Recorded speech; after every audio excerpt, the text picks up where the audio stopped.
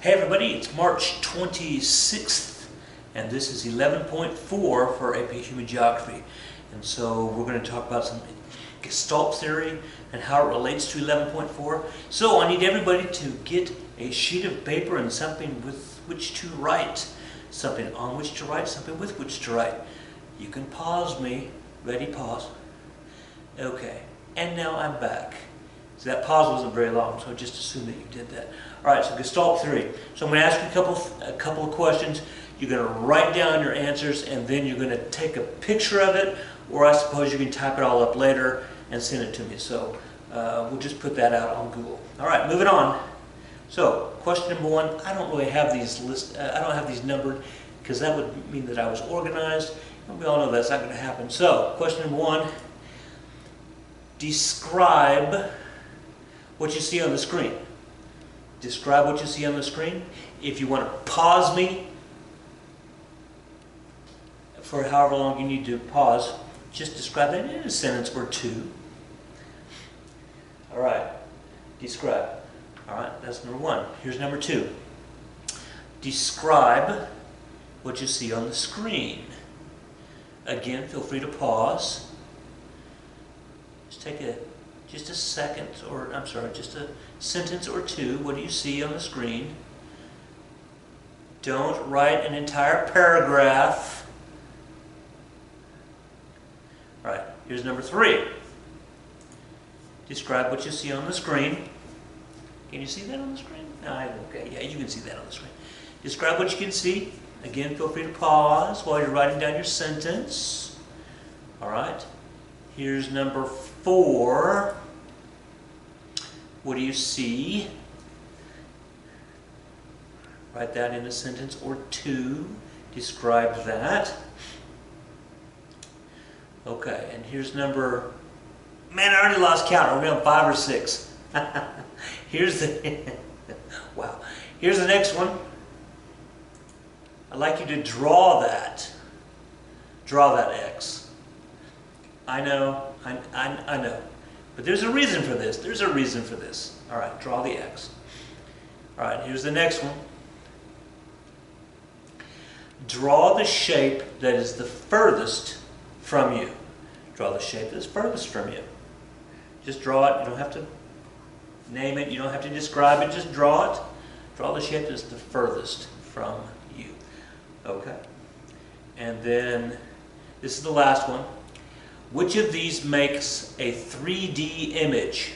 And so this is A, B, C, and D. And you can have multiple answers here, or you can have none of the above, I suppose. A, B, C, D. Which of these makes a 3D image? Okay, so that was like 7 or 8 questions. And now we are done with our pausing for a while. Okay. Gestalt theory.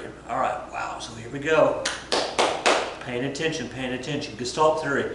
So this is the word Gestalt is a German word. It comes from the Berlin philosophy from the 18th century. And the short version is this: the small pieces. What is it? The whole is greater than the sum of its parts. So, which is, don't tell the math people that, but the whole is greater than the sum of the parts. So those of us who think big picture, right? That's Gestalt. The big picture, the big idea. All the moving pieces form the big idea. So that's Gestalt. And so our brains are very Gestalt. So when you're in the classroom right now and you're looking around and you see all the stuff that's on the walls and you see all the different people and you're looking at all the different people who are on their phones right now when they should be doing this, or maybe they're on their phones looking at me doing this. But your brain processes that they're all there, but your brain also has a little file in there that says, okay, that's normal classroom. And so it doesn't pick up all the little bitty details because it doesn't need to. Your brain is gestalting. Big picture. Big picture. I just watched, walking back from the hospital last night, there was a herd of bicyclists. A pride of bicyclists? A group of bicyclists? What would you call a group of... oh, I actually know this word. A peloton. Wow. When you actually get to use that word. A peloton of bicyclists bicycled by me. I feel really good that I was able to pull that word out of my vocabulary bank. Good for me. A peloton, which means a whole bunch of bicyclists, bicycled by me late last night when I was walking back from the hospital, and there had to be like, I don't know, 500. I'm not kidding. 500 bicyclists. They were going by the estuary here in Houston. And did I look at every single bicyclist to know that there were about 500 of them? No. Some of them stood out, certainly, because they were dressed in weird colors, or they had a weird bicycle or whatever. But the Gestalt in my brain was like, oh, herd of bicyclists, peloton, a peloton of bicyclists. Gestalt theory. Another word that we use sometimes with Gestalt theory is pragnance. Oh man, I hope all you German-speaking people aren't mad at me for not pragnance. Pragnance. I don't know. And it's basically Gestalt theory, and it basically says this: we try to simplify. We try to simplify it. We try to find order in things. We try to find regularity. We try to find things that are symmetrical. We try to make things that are simple for us to remember, for us to understand. So there's prognance laws that are inside the Gestalt idea. And so here are some of the laws. For example, for this one, we have the law of grouping. And so, did anybody out there, I know this was the second one, not the first one, for whatever reason my slides skipped here. The law of grouping said, did anybody write down, there are 72 white dots? Yeah, you probably didn't, right?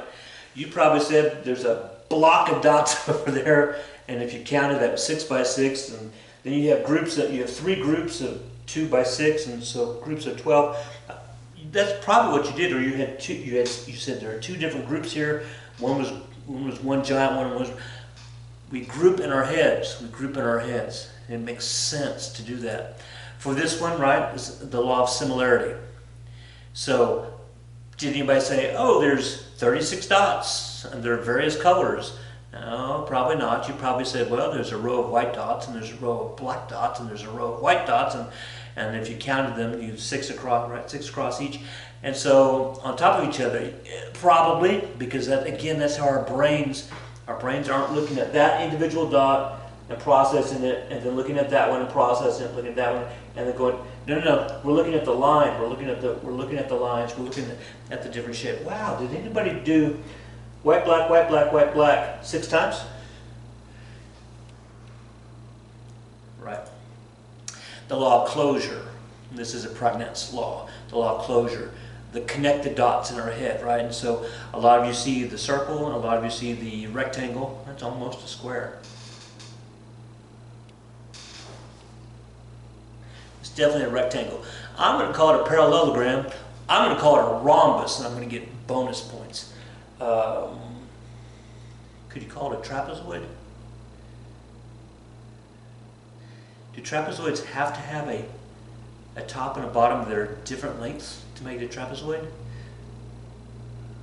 I have to look that up. Anyway, it's definitely a parallelogram of some sort. And did you close it? Did you close it out with your? Did you close it out with your mind? Yeah. The law of closure.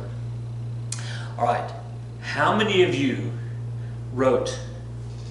Well, inside the 2 brackets, there's a letter K, and there's a backwards letter K.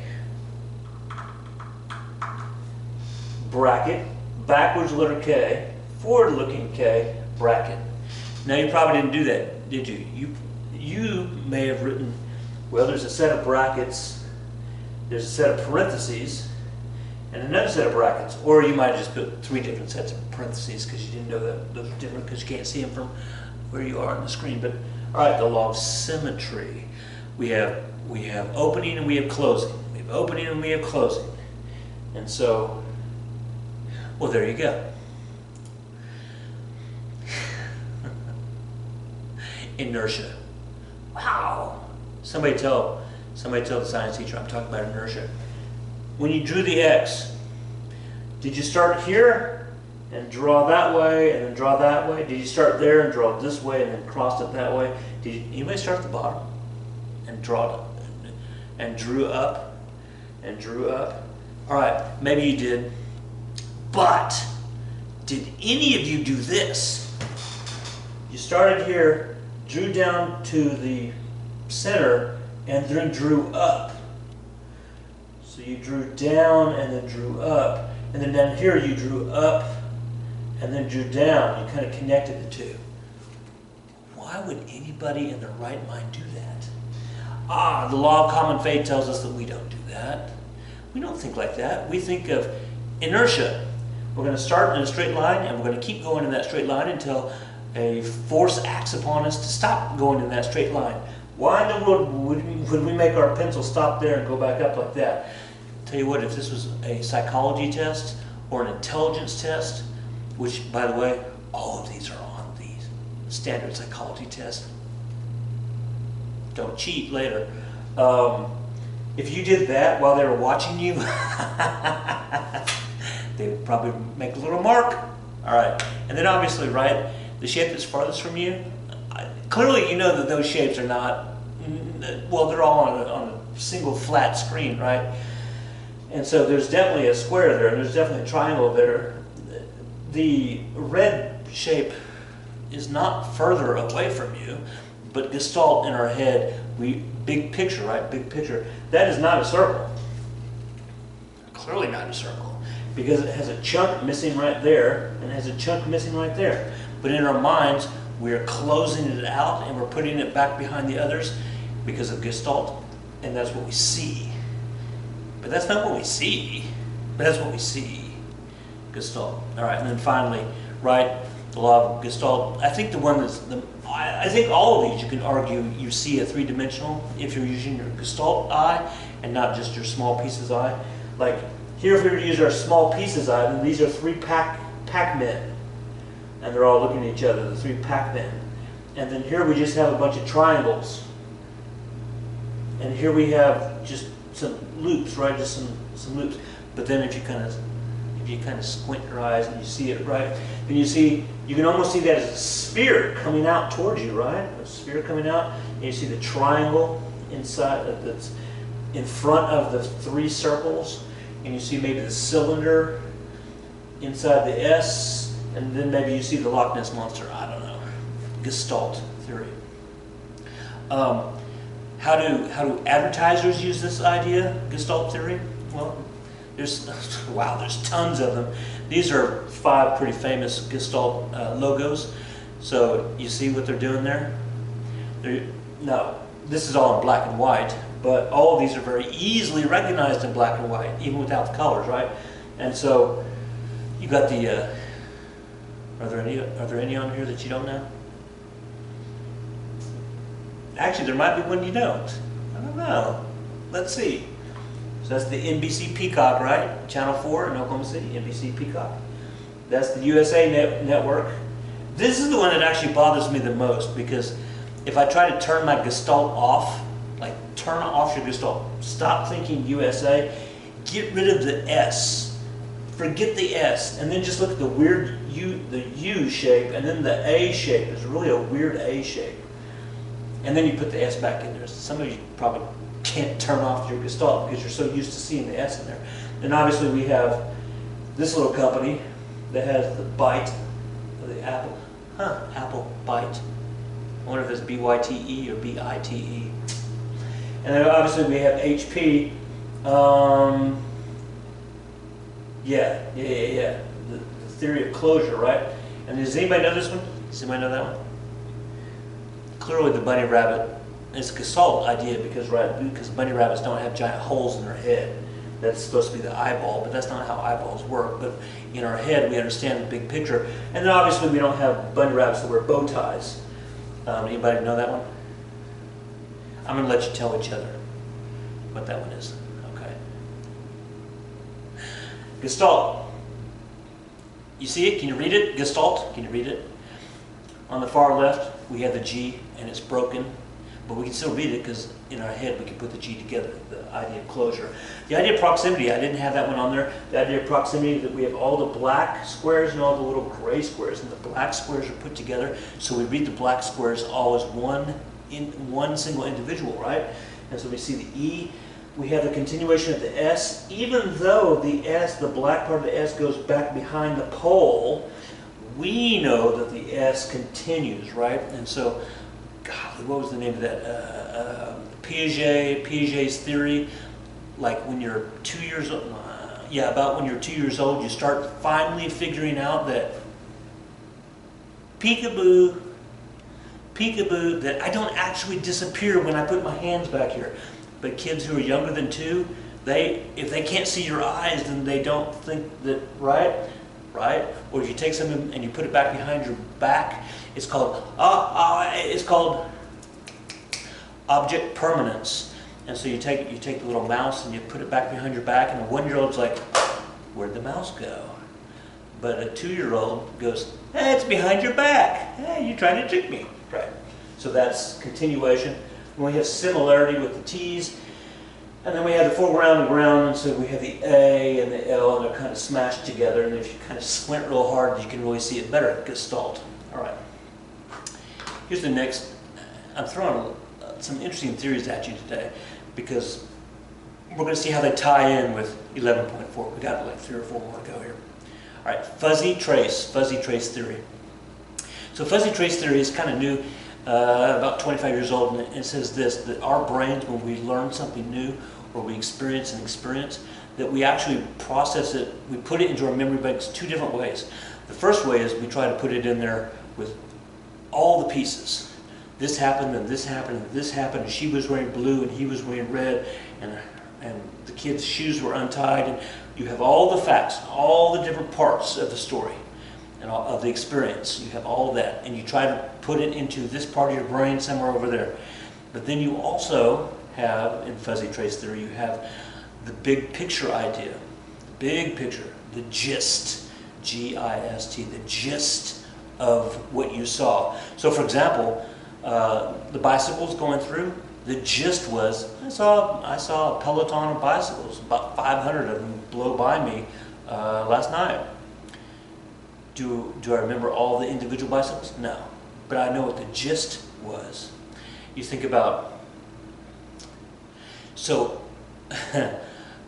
every single day 1 of class for the past, well, now 20 years, every single day 1 of class, I start my story of howdy, konnichiwa and howdy.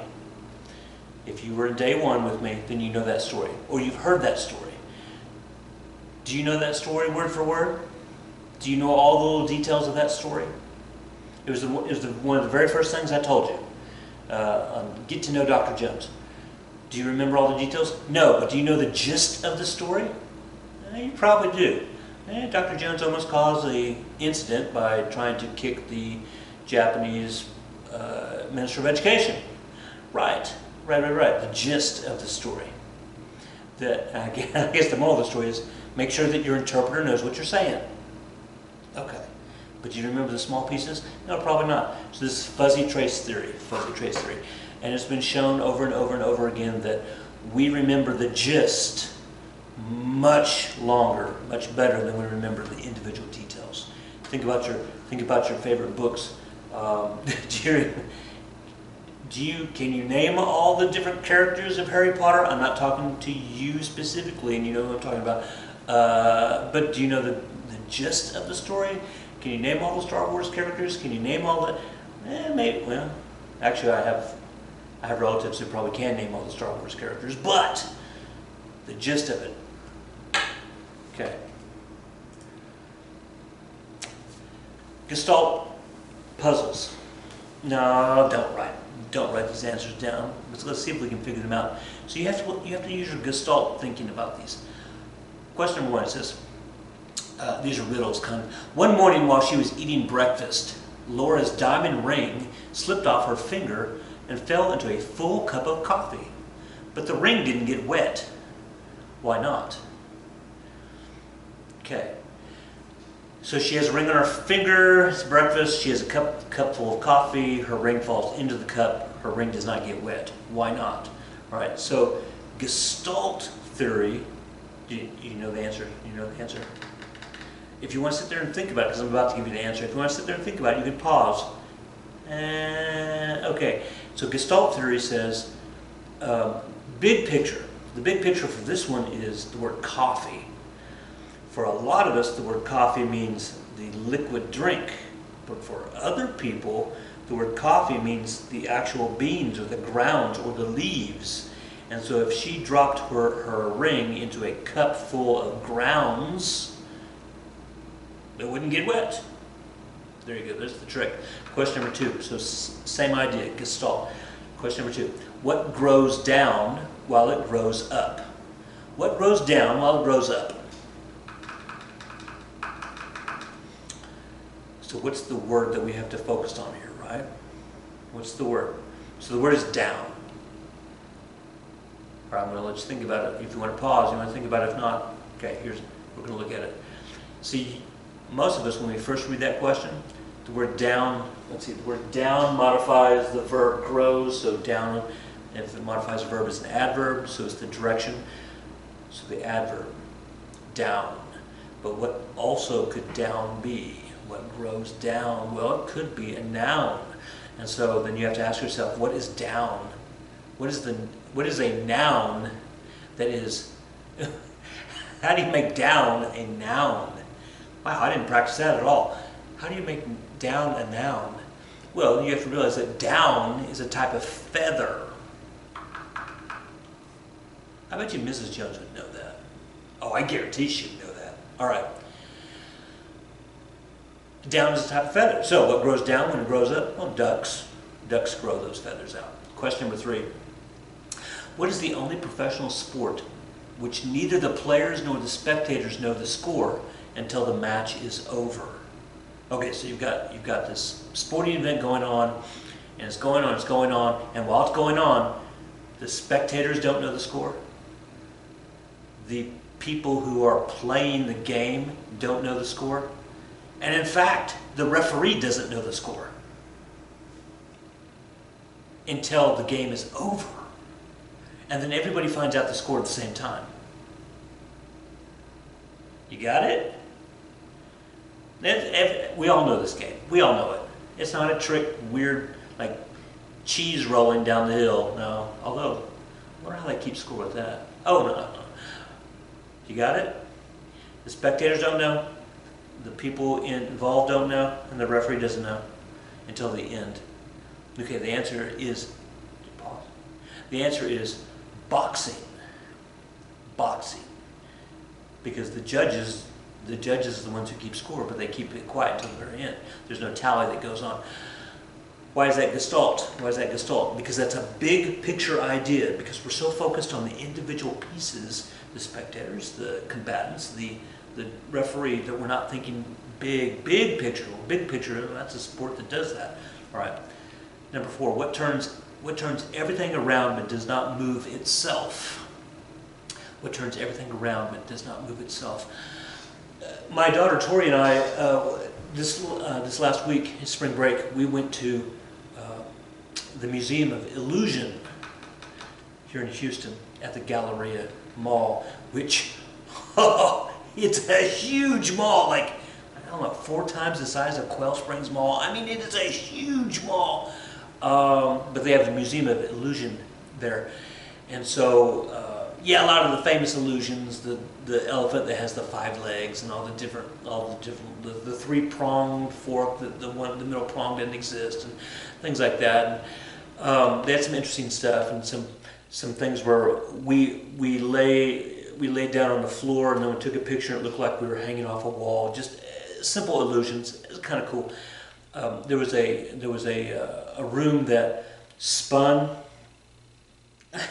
Yeah, I have a video I'll show you guys at some point. The room spun, and you were supposed to walk through the room in a straight line. And even though clearly I know what's going on in my brain, I 100% understand what's going on in my brain, and I know how to. to fight this, to counteract it, I could not walk straight. I couldn't walk straight. I could not walk straight. I kept falling against the railing, kept falling against the railing. And then I did it again. I duck walked because I knew 100%, I totally knew what was going on, but I couldn't walk straight simply because of the illusion. But let's go back to this one. What turns everything around but does not move itself? Well, the answer is a mirror. And they have a lot of mirror tricks in the Museum of Illusions. My favorite mirror trick. So here's the mirror, right? And you're like, right? So you go up to this other mirror and it does this. And I look at, I'm waving my right hand and I move it this way, and in the mirror it moves it the opposite way. Because usually, obviously, it follows you, like but this one went whoop, and what? I had to think about it for a little bit. But then I saw how they did it, and I'm totally going to steal that idea to use in a play next year. Oh yeah, because it's mind-boggling. Anyway, what turns everything around but does not move itself? It's a mirror. Number 5, we're going to skip for a second. Number 6, we can all get this one. This is an easy one, very Gestalt. I know a man who can shave 10 times a day and still have a full beard. Who is he? I know a man who can shave 10 times a day and still have a full beard. Who is he? Well, the Gestalt word that we're looking for there is shave, right? So he doesn't shave himself 10 times. He shaves other people. So who is he? He's a barber. Here's number 5, my favorite one. What is the world?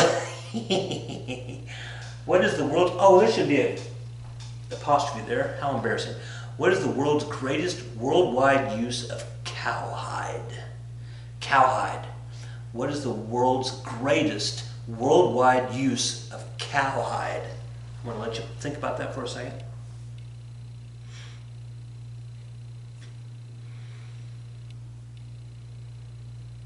We just, here in Houston,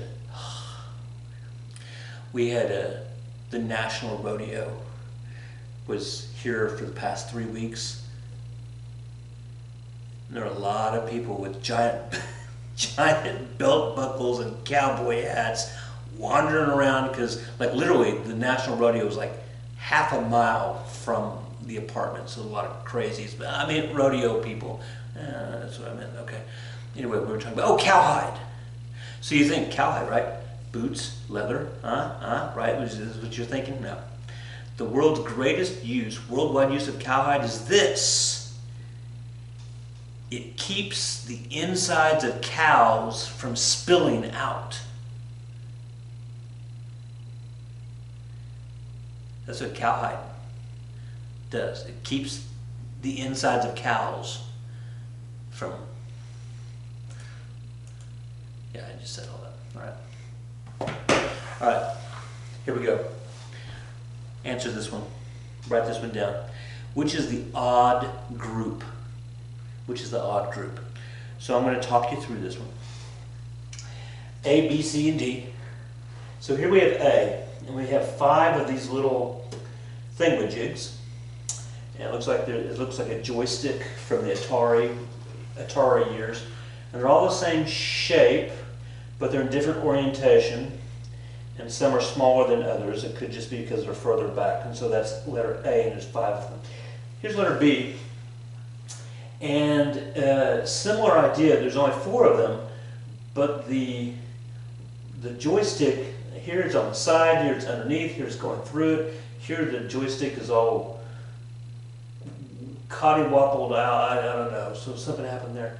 So, okay, so here's letter C, and it's, all the joysticks are correct, but there's 6 of them, not 5, but they're also skewed in some way, so they're this one's flat, and this one is flat, and this one's right, so there's that. And then you have letter D, and it looks like all the joysticks, again, are in the right shape, but now we have different textures. We have different textures. So they're all, and there's 6 of them. So here we had 5, we had 4, we had 6, we had 6. Okay, so which one is the odd group? if you had to pick one of them to be the odd group,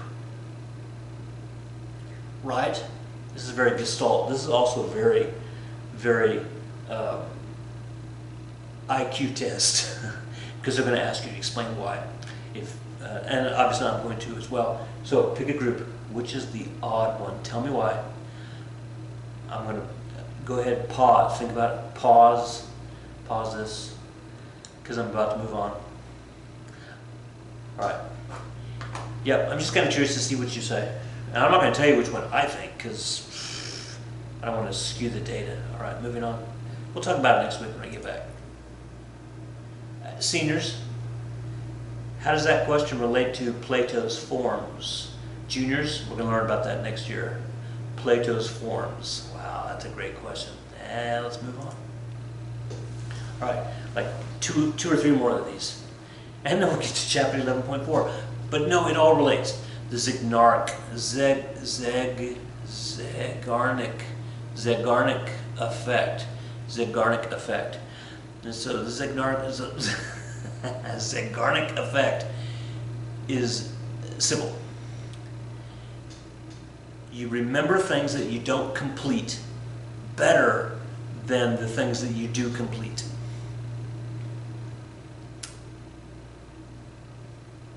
There you go. So, for example, and they test waiters, like restaurant waiters, all the time with this. So a restaurant waiter who doesn't write stuff down. Have you guys seen that before, where the waiter just comes up, he just memorizes everything? You're like, shouldn't you write some of this down? And they're like, no, I got it. But anyway, so waiters that do that, and they remember like 7 or 8 or 12 people's different orders and all their different special orders, and they have it all up here, and then they go and they put it in the computer and all that kind of stuff. But they know that the group's going to order dessert later, so they, in their mind, they leave. It's like, to me, it's like an open tab on your computer. They just open up the tab, and then they just keep it there. And then after everybody's had their dessert, and after and then they run the credit card, they put out the cash on the table, whatever it is, then the waiter basically closes the tab. And once the tab is closed, the waiter doesn't remember very much of that order. Can't repeat that order back. But while the tab is open, when the thing is not completed, then the waiter's brain continually remembers it. So they've done this with lots and lots and lots of different studies that suggest that if you don't finish something all the way, you actually remember it better than finishing it up. How does that help? How does that help with schoolwork? Think that through. Think that through. If you don't finish the project, your brain will continually will think about that project more than if you finish it up. You'll study better by not finishing your studying. Well, that's an interesting idea. I mean, at some point you have to finish your studying, but if you don't finish your studying, then your brain will remember it better. Huh? I don't know. Maybe you should try that. I think about my when I write my scripts, and I have to memorize lines. Yeah, in my head, if I'm working towards it, then, but I haven't got it all, then I'm working on memorizing. That's great. But when the show is over on that Friday night or that Saturday night, when that show is over, by Monday, do I remember those lines? Right? Because in my head, done. I'm done. I don't remember them more. It's kind of an interesting idea. The ultimate Zygarnik, it could be Zygarniker. The ultimate Zygarniker, Scheherazade. Did I tell this story in this class? Surely I did. If I didn't, well, I know some of you know it because you're in Upward Bound and or seniors and or Scheherazade. She's the one that told the story to the king who wanted to cut her head off. Somebody should write a story about this. Anyway, and she would tell the story, but she'd only tell half the story. And then the king would be like, "Oh, you got to finish the story." And then she'd say, "No, I'm not going to finish the story. You're going to have to wait till tomorrow." And so then the king would be like, but, and then she would finish the story the next night. But then she'd start a new story, but she wouldn't finish the story. And so it kept the king always in suspense, always in suspense. And so the ultimate Zygarniker, Scheherazade. Another kind of version of the Zygarnik effect is the Ovsiankina effect. Well, I really should have practiced that one. Ovsiankina effect. And it basically says this: if you haven't finished it, your brain wants to, and your brain is constantly back to going, "Hey, you got to finish. You got to finish that. You got to finish that. You got to finish that. You did all the dishes but one. You got to go finish that. You got to. You mowed all of the front lawn except for one strip. You got to go finish that. You can't not finish that. You can't just leave it. You got to go finish that. You painted all of this big project except for this little bitty piece. You got to go finish it." The Ovsiankina effect. And so your brain's constantly talking about that. Constantly, oh yeah, I got to go finish that. I got to go finish that. Yeah.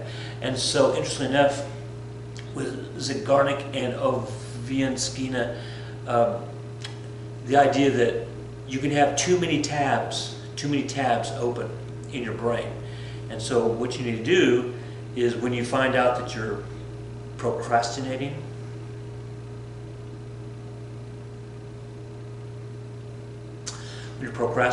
you may have too many tabs open.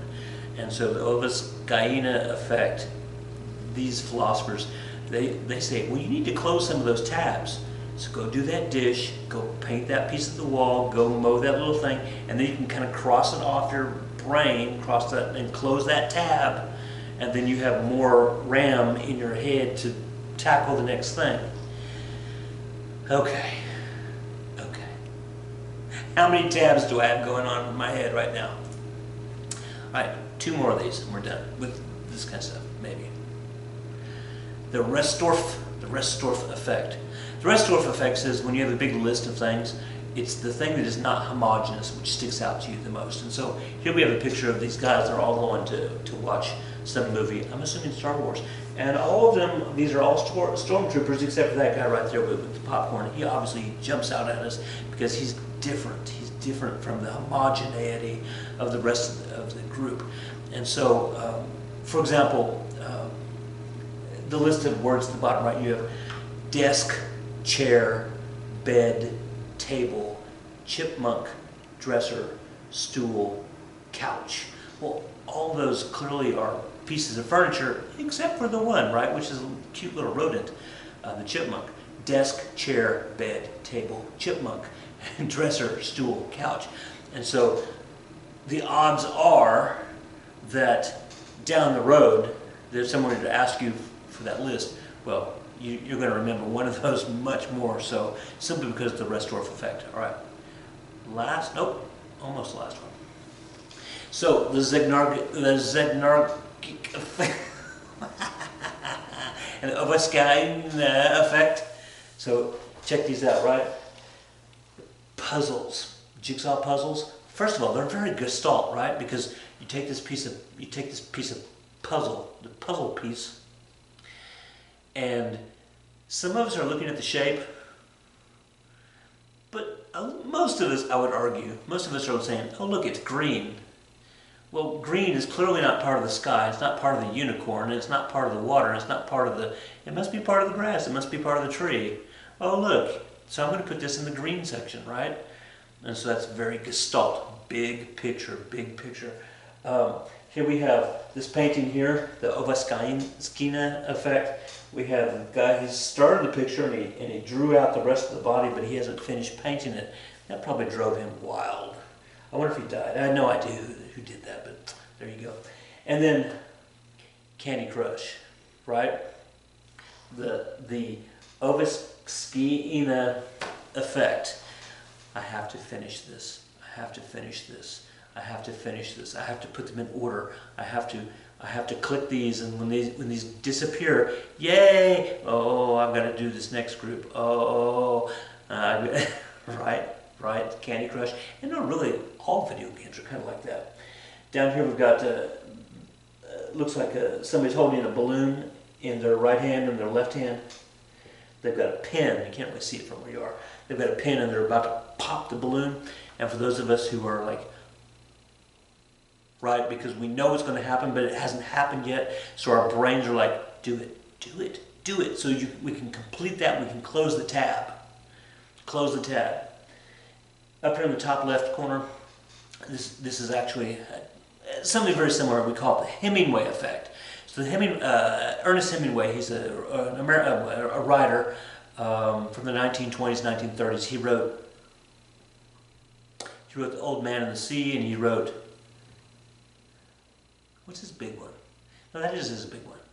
Something about the bell. The bell tolls for the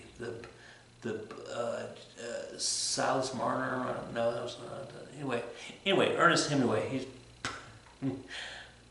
the lost generation of writers. Apparently my tab is not open right now. Trying to remember his The Old Man of the Sea. What is it? Oh, it doesn't matter. I know. My mom watches these. My mom is right now. She's saying, he wrote this. He wrote this title. And I know, Mom, I can't think of it right now. All right. Anyway, the Hemingway effect. He was talking to a reporter one time. And the reporter's like, well, how do you when you write, how do you do it? What's your process? And Hemingway says this. He says, when I get to a very, very exciting part of my book, when I get to this cliffhanger, then here's what I do.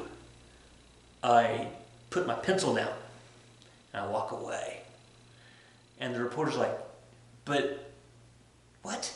And so Hemingway said, yeah. When I get to a cliffhanger or a very exciting part of my book, I write that sentence, and then the guy almost jumped off the limb. Oh, the boulder's about to go off the end. And then he puts his pencil down, he walks away, and he goes, takes a nap, or he goes and gets something to eat, or he goes for a walk.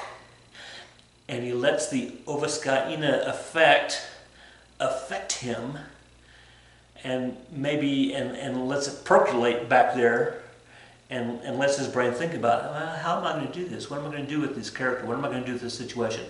Well, I do this all the time with my scripts that I write, my books that I write. When I get to an exciting part, partly because I'm tired, but a lot of the times I'm like, all right, you know what? I'm gonna let that sit for a second. So I do that too, and it totally works. All right.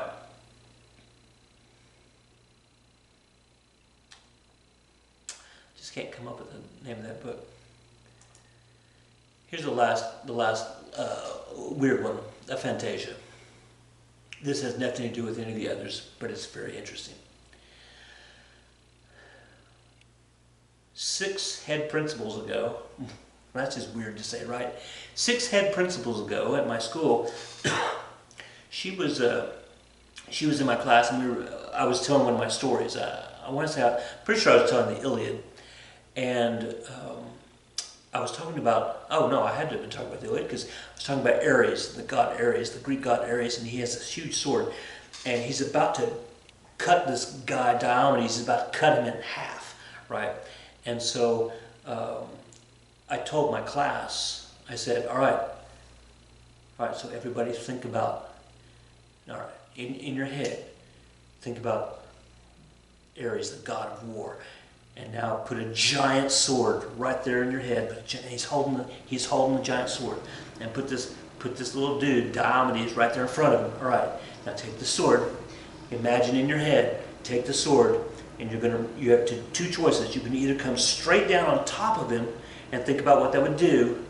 All right, you got that picture, or swing left and right and cut him transversely, horizontally. Transversely is this way, right? Horizontal.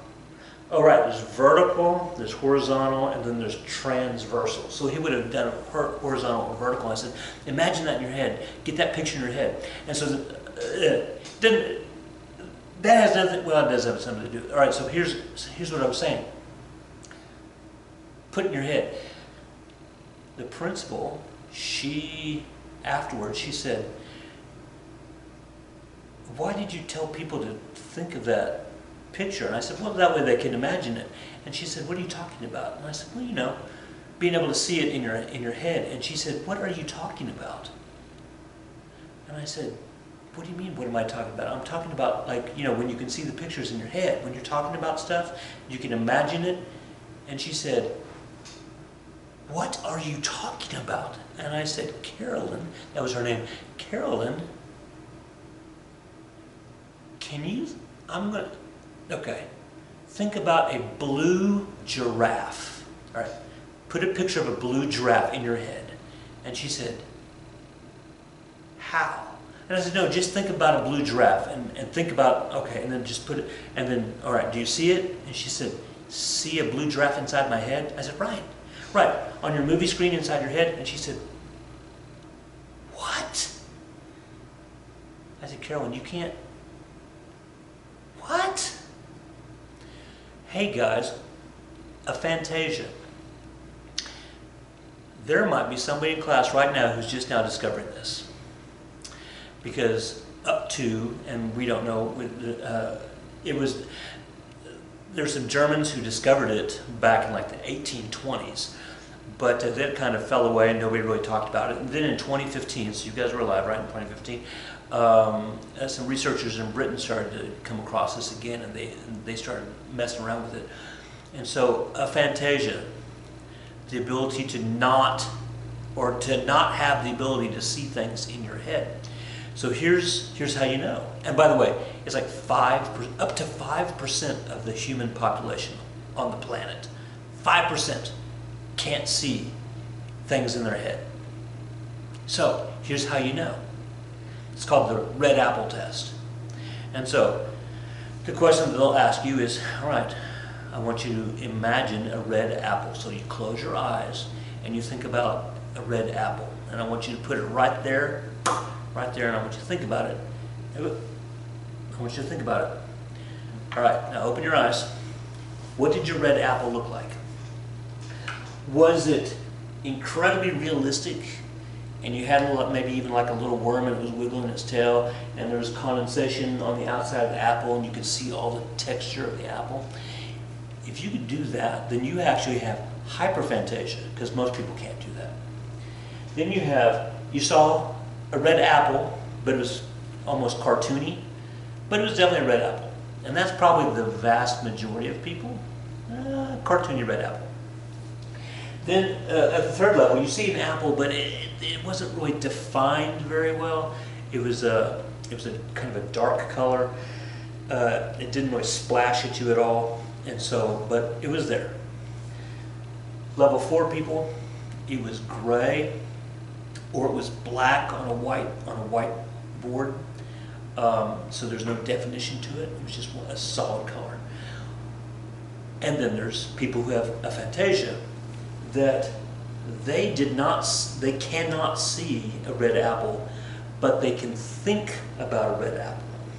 So you can't see it, but you know you are seeing it by thinking about it, but you can't see it.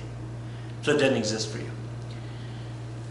So Carolyn, my principal, the two of us, we started looking at this, and she realized that she has aphantasia. And it was really interesting, because then for the rest of the time that I knew her, we would shout out stuff at her, be like, green monkey, and and pink dolphin, and purple slice of pepperoni pizza. Everybody think about it real fast, and then she'd be like, shut up, because she couldn't see it in her head. I actually asked her, I said, she was a big Harry Potter fan. I said, when you're reading the books, do you have the movie playing in your head that you're reading? And she said, what? No, I'm just reading the words and I know what's happening. And I said, yeah, but you don't see it. You don't see it. Anyway, it's really kind of interesting. People have aphantasia. If this is the first time that you realized that other people can see things in their head and you can't, well, congratulations, you're in the minority. Hey, what were those items in the list at the bottom of the slide 3 slides ago? Do you remember? How many do you remember? I know you remember one of them. Can you get 3 or 4 of the others? I know you remember the other one of them. It's not squirrel. Ladies and gentlemen, this is actually the important question right here that I want you to write down. So if you need to pause to write this down, this is actually the one that I care about. I don't really care about any of the rest of it. True. This is the question. Although this question encompasses all the other stuff. So here's the question. How do the Gestalt, the Prägnanz, the Zeigneric, and the Ovsiankina theories relate to chapter 11.4? Okay, that's the question I want you to answer. And I know you might be able to see it. JIT, just in time. Just in time. Just in time. How does Gestalt, Prägnanz, Zeigneric, and Ovsiankina theories relate to just in time? So put those all together, give me a paragraph, send it to me. You can either take a picture of it, of what you're writing, or you can type it up. I'll send you a little thing on Google that you can do that. That slide, it has a list of all the different things that are in just in time, but our book also has a list, and you can easily Google that, or you can just freeze this slide. I don't know if that's going to help you too much, but it is what it is. All right. Hey, everybody. It's been fun, and I'll see you sometime next week. This is the one question I want you to answer. How do they relate? Is that my last? Yeah, that's it. Be good, everybody.